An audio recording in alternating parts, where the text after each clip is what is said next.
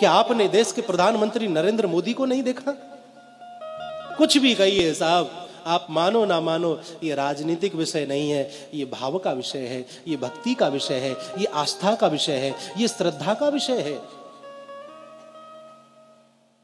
एक देश का राजा अपने जन्मदिन पर जब माता से मिले तो माता के चरण स्पर्श करता है, आशीर्वाद लेता है। चादर और फादर का समय चला गया साहब, क्षमा करिएगा। और अपनी संस्कृति को यदि बचाना है तो चादर और फादर से बचकर के ही रहना होगा, तभी ये संस्कृति बच सकती है।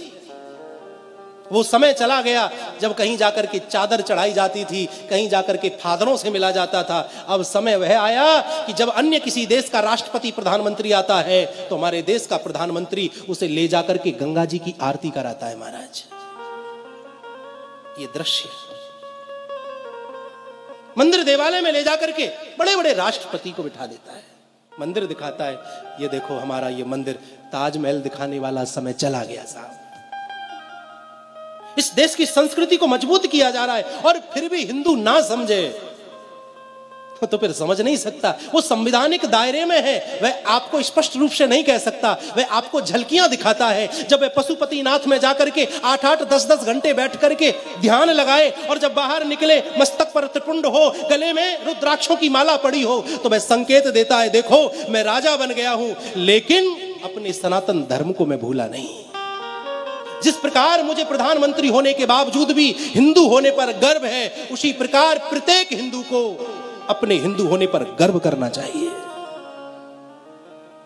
जब केदारनाथ में हमारे देश का राजा जाए और वहां ध्यान मुद्रा में बैठे और जब वहां से निकले भगवा वस्त्रों में, मस्तक पर विद्यमान त्रिपुंड, गले में पड़ी हुई रुद्राक्ष की मालाएं, वो चाल, वो शान, वो आंखों में तेज, अगर इस तेज को देख करके भी हिंदू ना समझे तो मैं समझता हूं कि फिर हिंदू समझ भी नहीं सकता है।